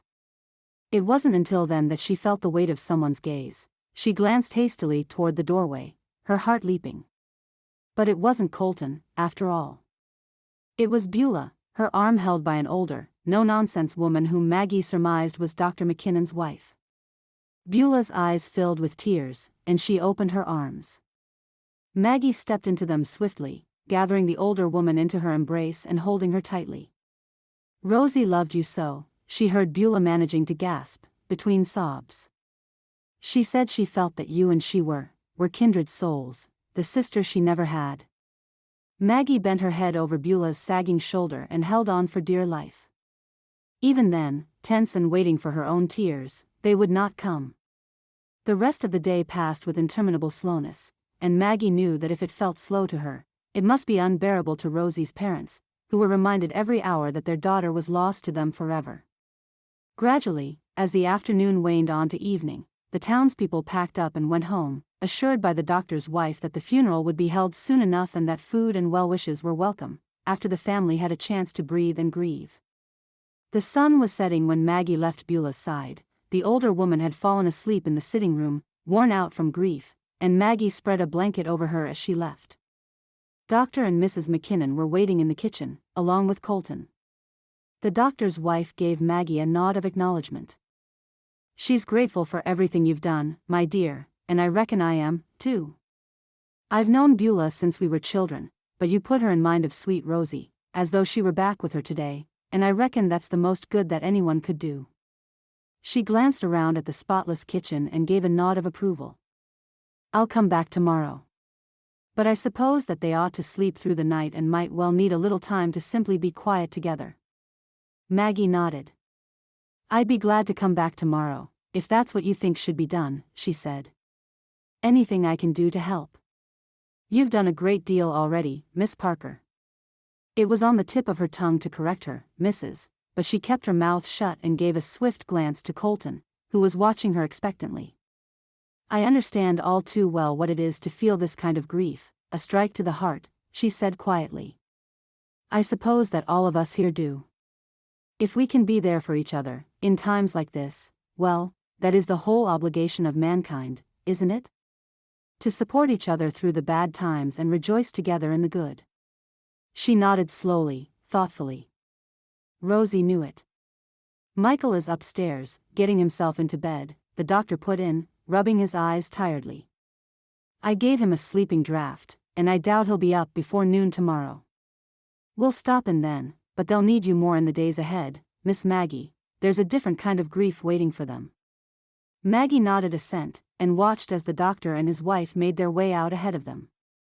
Something about the way Dr. McKinnon put his arm tenderly around his wife made her suspect that they, too, had endured the loss of a child. She turned to find Colton still watching her. "Shall we go home?" she asked, turning her eyes away. He waited a long moment before he nodded assent and led the way to the door, in the wake of the McKinnons. She halfway wished that he would do as the doctor had done and put an arm around her, but a latent sense of guilt made her feel that she did not deserve such a gesture. After all, if she could not even bring herself to cry over the death of a friend, over the grief of Rosie's parents, perhaps there was no true feeling left in her. Perhaps Colton was right to have second thoughts about marrying her. Even this did not bring the tears that she rightly expected. Mired in unhappy thoughts, she hardly noticed that he was watching her closely as he handed her up into the wagon and they started home. It wasn't until they were well on their way and he cleared his throat for the third time that she realized he was trying to get her attention. She turned to him questioningly and found that he was giving her a sidelong glance, with the beginnings of a tentative smile. "Are you all right, Maggie? This must have been awful hard on you. I know you didn't know Rosie for long, but it was clear the two of you were already close." Sometimes, he paused, as though pondering the precise words he wanted to say. Sometimes it only takes a moment for the heart to reach out and hold fast. She managed a smile at this, hoping that he couldn't see how fragile it was in the dim light. "It is difficult," she said. She was such a sweet young woman, and it's so unfair that her life should be cut short so swiftly. But, Colton, it must be much harder for you. After all, you've known her whole life. You and your family are so close to the Smiths. How easy it would be to slip up and mention his brother, at this emotionally fraught moment. But she shied away from the very thought. It was pleasant to sit beside him and have him offer her condolences and compassion. The last thing she wanted to do was ruin that by bringing up his own painful past, even as she struggled with thoughts of her own. What would Gerald have done, if he were there beside her? A memory of his smile flashed across her internal vision, and she turned away again from Colton, catching her breath. Suddenly the words were tumbling out, without her permission, and she could not seem to stop them. "Oh, Colton, I'm afraid, so afraid, that I've lost something dear to me, my own kindness, my own compassion. I did love Rosie, though I scarcely knew her, and I'm all too aware of the blow that this is to her family and friends, and yet, I can't seem to bring myself to cry." She shook her head, putting her hands over her face. I feel almost numb, as though I've been out in the cold for too long. But how heartless of me. Even to see Beulah weeping, even that did not stir me as it ought to have done. I didn't used to be like this, Colton, I swear it. And I don't know how it happened, that I lost that part of me somewhere along the way. "When was the last time you cried, Maggie?" he asked her quietly. She took a deep breath. The memory was painful, but she could not avoid it. Perhaps she even deserved the pain. "On the first anniversary of Gerald's death," she said. "I thought I had cried myself out. Well, before then, goodness knows I wept enough for anyone while he was ill, and then for several months after. But on that day, it was as though it had happened all over again. As though it were happening still. She shook her head again, half in wonder at herself and the intricacies at the workings of the human heart. But not since then. Not a single tear. Colton let out a long, heartfelt sigh. He lifted his head and looked up at the darkening sky. "I'm afraid I don't have any answers for you," he said. She heard him swallow hard, wondered if this were as difficult for him as it was for her, simply to talk about it. Perhaps even more so, he was a man, after all, and as his mother had said, there was a particular heaviness to a man's grief. A woman's tears lighten the load. Perhaps that was why everything seemed so heavy to her now. Now that she could not cry. But no one who knows you, Maggie Parker, would ever accuse you of being heartless. I've seen you with Ma, on her bad days. I've seen you with Rosie, kind and patient. And with Beulah and Mike, too, doing the things that they needed done, without being asked. I reckon you've got one of the biggest hearts of anyone I've ever known, whether you cry or not. She turned to him in the darkness of early nightfall and saw the reassurance in his eyes. He meant every word. She slipped a few inches along the bench, without any intention other than to be closer to him. But he responded in a way that took her by surprise, lifting his arm and draping it around her shoulders, bringing her closer still. He held on to her, a bit cautiously, but with warmth underneath it all, and she leaned her head against his shoulder and closed her eyes with a sigh. Unspoken, the peace between them grew. The horses moved on toward home. Chapter 8. The funeral for Rosie Smith was well attended. In her brief years, the young woman had touched the lives of nearly everyone in Brownsville and many throughout the county. The little chapel in town was packed to the rafters, with dozens more spilled out onto the greensward in front of it, all there to pay their respects. Even as the preacher commended Rosie's soul to her eternal rest, Maggie still could not manage to cry. Her heart was full to breaking point, and yet there was no relief for her. She turned her head once, to glance swiftly at Colton, and found that he was looking at her. Their eyes met, and she felt a blush rush over her cheeks, turning her scarlet. She couldn't help but wonder what he was thinking, with his eyes on her. After the long ride home, with his arm around her, things had settled into a new comfortability. He still seemed a bit aloof, but the respect that she had seen in his eyes a few times was there more often. He took note of everything she did to help Alma and keep the household running smoothly and thanked her for it without fail each day. Perhaps soon, she told herself, she would rediscover the courage that had almost led her to ask him about their wedding. But not until after Rosie was laid to rest. The next morning, after the funeral was over, she was kneading dough in the kitchen when she heard him call her name. Alma, seated at the table with her foot on a cushion, glanced up from her mending. "What?" "Go on," Alma told her, nodding as she dropped her mending and reached out for the bowl of dough. "Hand it over and I'll finish it." Maggie did as she was bid. How was it that simply hearing Colton call her name, in this unexpected fashion, could cause her to get into such a tizzy? Her heart was speeding up, her breath coming short, and she was almost painfully conscious of the trembling of her hands. It wasn't as though he were going to call her out so he could propose to her. After all, they were already engaged. "Now, Margaret Allen Parker, you just calm yourself right down and behave rationally, do you hear me? There's no call to get dizzy in the head and weak in the knees just because he's asking for you." He was waiting for her behind the house, in the yard near where his brother's tree was planted. At first, she couldn't quite fathom what he might be doing, standing there with a shovel in his hand and a half-dug hole at his feet.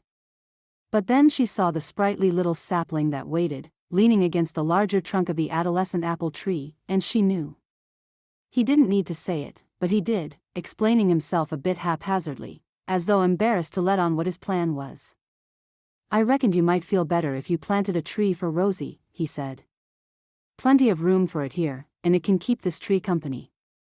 She stopped a few feet away from him and simply looked at him for a moment, hoping that he could read the meaning in her eyes, the warmth and appreciation.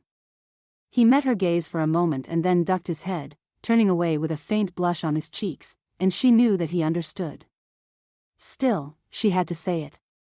"Thank you," she whispered. He turned back to his work, lifting a few more shovelfuls of good dirt from the earth, making sure it was plenty wide at the bottom to accommodate the root ball of the young tree. It was a healthy-looking sapling. She wondered where he had gotten it. He must have gone out specifically looking, and on her account, too. Smiling, she stepped up beside him, and he nodded toward the tree. "Would you do the honors, Maggie?" She lifted it carefully and he put one hand on it, helping and directing her to place it in the hole. "Hold it still." Several shovelfuls of dirt saw it safely planted, and she bent to pick up the bucket nearby, soaking the roots. He stepped back, nodding approval. She found it surprisingly hard to speak. It took her a few tries to manage. "It's beautiful." "It'll do well here," Colton said. "I reckon we'll have enough apples to make a pie from these too, within a few years." Choking a little, she managed, "Rosie would love it." Colton put his arm around her, and the tears began to flow. She wept against his shoulder, half in sorrow, half in relief, and he held her tightly until she gave a final heaving sigh. His arm dropped to its side again, but he didn't step away. "I didn't cry when Jimmy died," he said abruptly. She caught her breath. It was the first time he had spoken his brother's name aloud, and she was suddenly afraid that if she responded the wrong way, he might withdraw entirely and never speak of it again. Her silence seemed to encourage him. Rubbing his hands together and staring down at the dirt on his palms, he went on. "I knew it, too. The moment it happened, I could feel it. I reckon folks would say that it's impossible. I was thousands of miles away, in California. It was early in the morning, and I woke up suddenly, and I knew that he was dead. Didn't know how, just knew that it was true. But I told myself I was a fool to believe anything like that. Jimmy was just as hale and hearty as ever, back home, and he'd get a good laugh out of it next time I visited, if I got up the courage to tell him about it. I talked myself out of it, went back to sleep, woke up an hour later and went about my business, trying to ignore the feeling of dread in the pit of my stomach. By the end of the week, I'd ignored it right away, and it wasn't both Aaron and me anymore. That was when I got the telegram from Ma, telling me that Jimmy was dead. There was nothing I could do. Even if I had left as soon as I knew it, I still would have been too late for the funeral. But there was something awful in realizing that part of me knew, and the rest of me tried to go on with my life as though nothing was wrong. "You came home as soon as you could," she said softly. "That was the most you could do, for your mother, and for Jimmy, too." He shook his head and let out a long sigh. It wasn't enough. Now, she dared to take his hand, offering him comfort as he had given her the same. "It never is," she said. "When Gerald first became ill, I thought it was nothing more than tiredness, or perhaps influenza. It wasn't until much later, when we went to the specialist, that we learned how much damage had been done to his heart. If we had acted before that, if we had spent all our money on doctors and the procedure a month before, perhaps things might have turned out differently, but even the experts could not say for sure. Best not to think about it, they said. And that was all. Not thinking about it, that was the most I could do, and Gerald, too. And then he was gone, and I was left to try not to think about it all on my own.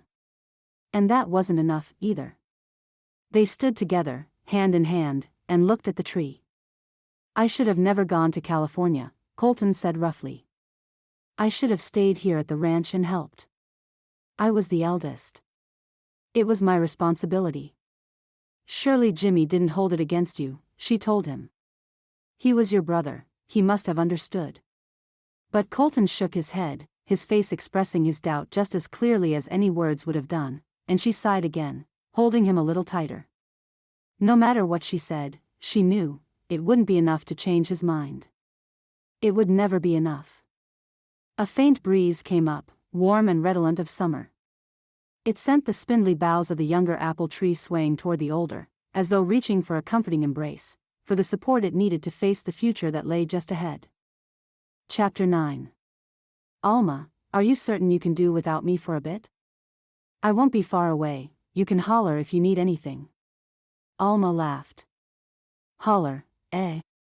Goodness, Maggie, you've only been here 6 weeks, and you already sound like one of the locals." She flapped her hands at Maggie, who couldn't help but smile. Alma had been a surprisingly compliant patient, under the watchful eye of Maggie and her son, and with the stern admonition of Dr. McKinnon. Her hip was healing up well, and the twisted ankle was nearly back to normal. "Go on with you. I'll be fine. Goodness knows, I've got plenty of mending to keep me busy." Russell and Taze have started handing their socks over to me to be darned, on top of Colton's. She chuckled. "And darn them I will." The older woman did look to be comfortably set up for the next little while, with her foot elevated on a stack of cushions and a cup of tea next to her. It was a beautiful day. Maggie had opened the kitchen window and left the kitchen door propped ajar as well.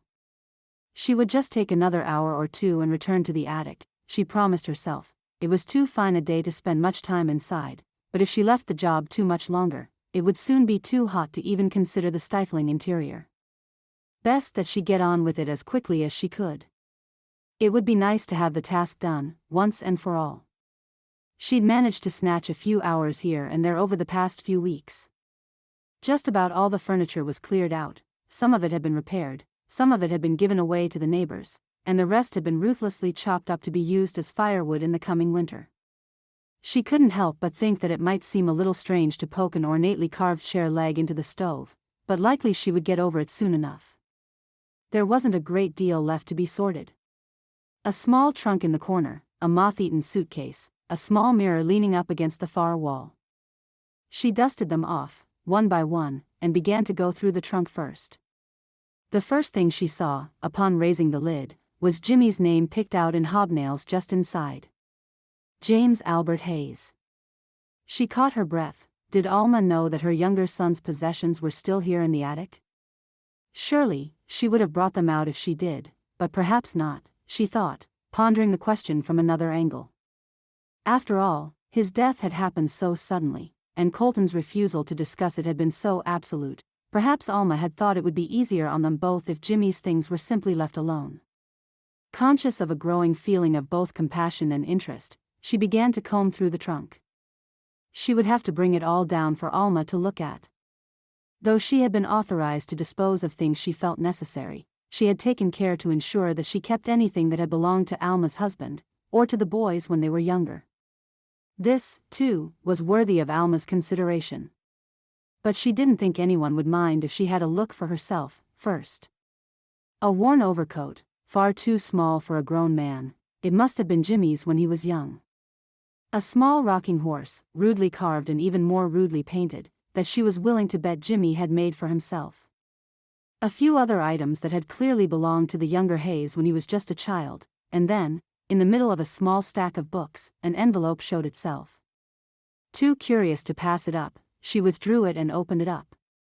She didn't recognize the handwriting, though it bore a superficial resemblance to the awkward, rounded writing that she knew to be Colton's.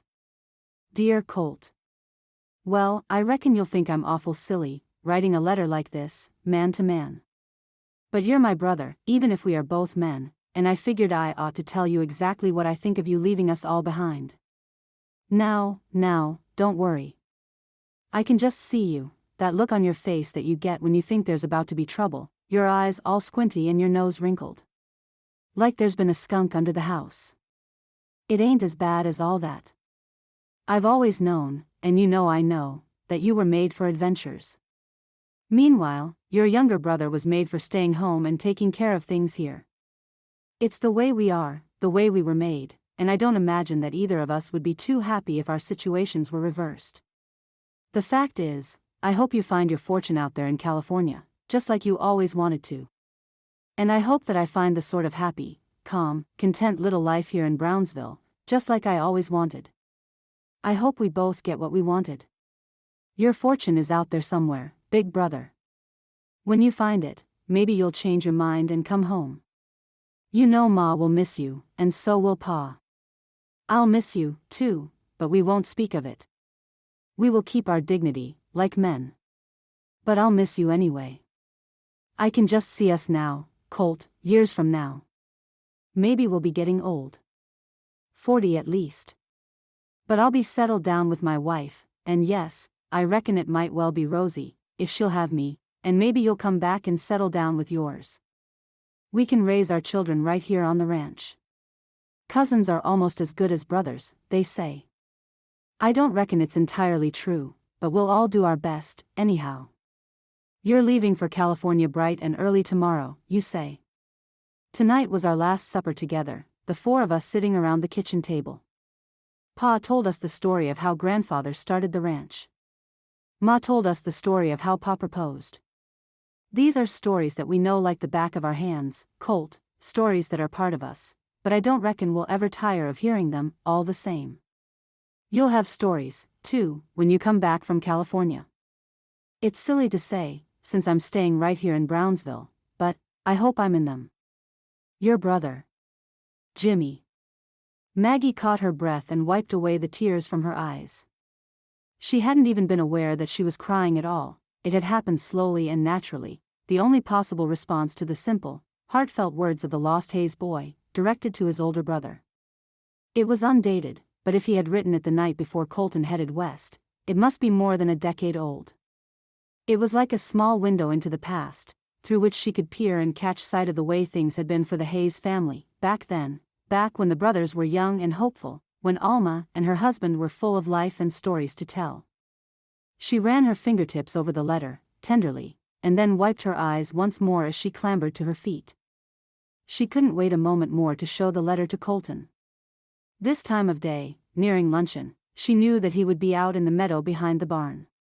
For the past few days, he'd been working on irrigation ditches, hoping that he might take advantage of any rainstorms like the one they'd had weeks before, channeling any prospective water into a new pond for the cattle.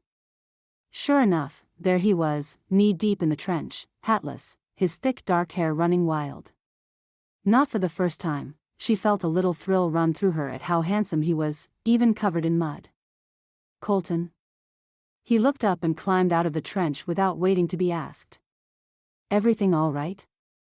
Alma is fine, don't worry, she reassured him, reaching out to lay a hand on his sleeve. He nodded, wiping at his forehead with the back of his hand. That was his chief concern, she knew, but even with that reassurance, there was still worry in his dark eyes. And you, he said. Her heart squeezed a little to hear the note of care in his voice, but she only smiled, managing to keep her voice light. Just fine, thank you, Colton. I was in the attic again, and I found something that I thought you needed to see right away. She held out the letter to him. He froze, staring at it, and she knew that he must recognize the handwriting. She tried to imagine how he must feel, confronted with a message from the past, but as painful as it might be, it would be worth it, she was certain. It answered everything he had wondered about, his brother's feelings about him, and the guilt that Colton felt over leaving the ranch behind to head west. It answered it all, and more. But Colton did not speak, nor did he make any motion to open the letter and read it for himself. She pressed on, feeling as though she ought to urge him to do so, and suddenly, halfway worrying that he might not read it at all. He wrote it just before you left for California, she said. I read it. I hope you don't mind. I was so curious, I don't know what happened, what caused him not to give it to you. Perhaps he forgot about it until after you had left. But even so, Colton. He took the letter at last, turned from her, and put it in his pocket. Colton. Wordlessly, he jumped back into the ditch and reached for his shovel. She stood there for a few moments, watching him lift load after load out of the earth, until at last she gave a long sigh and turned to go back to the house. It was a long and rather quiet evening, despite the beauty of it. Colton was not entirely silent, but there was no denying that he was absent and preoccupied. Even Alma took note and cast a worried glance at Maggie. Maggie kept her thoughts to herself. She had not mentioned the letter to Alma. It was Colton's letter, after all, and his was the right to discuss it or not. And to read it or not. She could only hope that he had. That night, she lay awake for a long time, praying with her eyes wide open, fixed on the full moon. He did not come in for breakfast the next morning. Alma seemed to put herself out to be even more cheerful than usual. She declared her ankle entirely healed and got herself around the kitchen without the help of a borrowed arm, though she did condescend to use the cane that the doctor had suggested. Watching her revel in her newfound movement, Maggie could not help but smile, despite the lingering pain and confusion in her heart. After the breakfast dishes were done, she felt rather at loose ends. For the last few weeks, especially while Alma needed her help, she had started to feel as though the house were her own, as though it truly were her home, as though she were already the mistress of the household. But now, in the wake of Colton's strange silence, she felt doubts begin to reassert themselves. She had thought that they were past all that, moving on to the next step which would lead them to their wedding. Was she wrong, after all? Had it been too much to hope? Alma seemed to sense her unhappiness. She stepped up to her and put an arm around her shoulders, smiling at her tenderly. "It'll all be right in time, my dear," she whispered. "Don't give up on him yet." Maggie returned the embrace, smiling. "Never," she promised. "Do you mind if I go for a little walk, Alma? I feel that I need a little time to think about things." "Of course, my dear. After all, I'm fit as a fiddle." She did a little shuffle, with a beam on her face as though she were dancing a jig. Maggie chuckled to herself as she made her way to the kitchen door and stepped out into the sunshine. Once outside and on her own, she found herself strangely reluctant to venture too far from the house. It was true that Alma didn't need her close by, and how glad she was that her friend was healing so well. It had been a frightening prospect, to think that the vital, strong woman might lose her ability to walk entirely. But even though Alma did not need her help now, Maggie still was not inclined to go too far away. She meandered toward the young apple trees and stopped to admire them. Reaching out to the younger of the two, she touched her fingertips to the few leaves that were sprouting. There were more on the way, she was glad to see, and even a bud, which seemed far too early in the sapling's life. But she could imagine Rosie's delight at seeing that single swelling, with pink already tinging the edges, ready to blossom into life. "I do wish you were here, Rosie," she said softly. "I wish I could ask you what you think about all of this, but I suppose I know what you would say, anyhow. You'd tell me to keep the faith, to be patient and wait. Love hopes all things." She turned to Jimmy's tree, stepping close enough to stroke the slim trunk. There was strength in there, despite appearances. Both young trees were built to withstand any storm wind, to bend without breaking, to blossom forth, to give their best, and all in due season. At the right time. She was speaking aloud almost without realizing it, her thoughts pouring from her. "When I first agreed to come here," she said, "I had no idea of falling in love again. Goldie. That's my sister, she told me that she believed it would happen. That Gerald would have wanted me to marry again, to love again, but all I wanted was a fresh start. A new beginning. I thought that would be enough."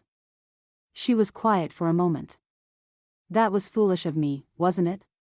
A heart that has loved never wants to stop loving. I've been too richly blessed to be entirely content with only the essentials. And now that I know Colton, now that my heart knows him, I understand that anything less than love will never be enough." She stroked the tree's branches, tenderly. "That's how we feel, isn't it? When we lose someone we love. That nothing we ever do will be enough. Have I lost Colton, now?" She sighed. "I wish I knew how he felt, Jimmy. I wish I knew if there was any chance that he would ever love me the way I love him." The tree rustled and sighed, and she spun around on her heels, eyes wide. Colton stood a few feet away. He smiled. "I guess you'd like to tell me that I oughtn't to eavesdrop on private conversations, even if they are between a girl and a tree," he said. I think you ought to know better, certainly," Maggie gulped, her cheeks aflame. "Well, you ought to know better than to read letters that aren't addressed to you," he returned mildly. "So, I reckon we're just about even." He stepped forward, and she nearly backed up into the tree, so intense was his gaze. That unreadable expression was there, too, but alongside it, the look she now recognized as respect. "If you'd like to know how I feel about you," he said, "I reckon I might be able to answer a little more clearly than the apple tree. Yes, but it takes a great deal more courage to speak with you than it does with saplings," she managed. "Why, I've been trying to get my courage up for weeks." A mere foot from her now, he stopped and bowed his head. "I know," he said softly. "I haven't made it easy for you. I have no excuse for my behavior, Maggie, I've been a little confused myself, I guess. Feelin' guilty, as though I don't deserve someone like you. As though I ought to ask for nothing more from life than what I've already got. How could a man like me ever deserve the love of a woman like you, Maggie Parker? Unable to speak, she reached out a hand to him. He caught it in his and raised it to his lips, pressing a swift, warm kiss to her fingers. Then he turned it over, palm up, and reached into his pocket. I read Jimmy's letter, he said roughly. It took just about everything I had, but I did. And then I wept for him, the way I never could weep after he died. He didn't give me the letter, Maggie, because I was too chicken. I left the house early that morning, before he or Ma and Pa were even awake. I left early, because I was too afraid to say goodbye. He bit his lip and pulled something from his pocket. He told me that he hoped I would find my fortune. Well, I reckon I did. Into her open palm, he laid something small and heavy. She tore her eyes away from his face to see the golden nugget glinting in her hand. But it wasn't out there in California, Colton breathed. It was right here at home. It's you, Maggie Parker. Worth your weight in gold, and I love you with all my heart. She closed her fist around the gold, stepped up close to him, and put her arms around his neck. For a moment they gazed into each other's eyes, and then at last, he nodded. Marry me? She pressed her mouth to his, all the answer she needed to give, and he held her tightly, arms around her waist. The sunlight shone down on them, dappled by the leaves of the twin apple trees. The branches danced in the summer breeze, they bent, but did not break. The end. Thank you for listening to this heartwarming story by Susannah Calloway.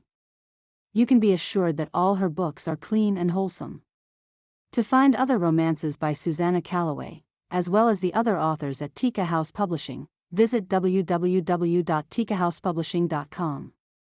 Remember to hit like and subscribe, and we will see you in the next Susannah Calloway Western romance.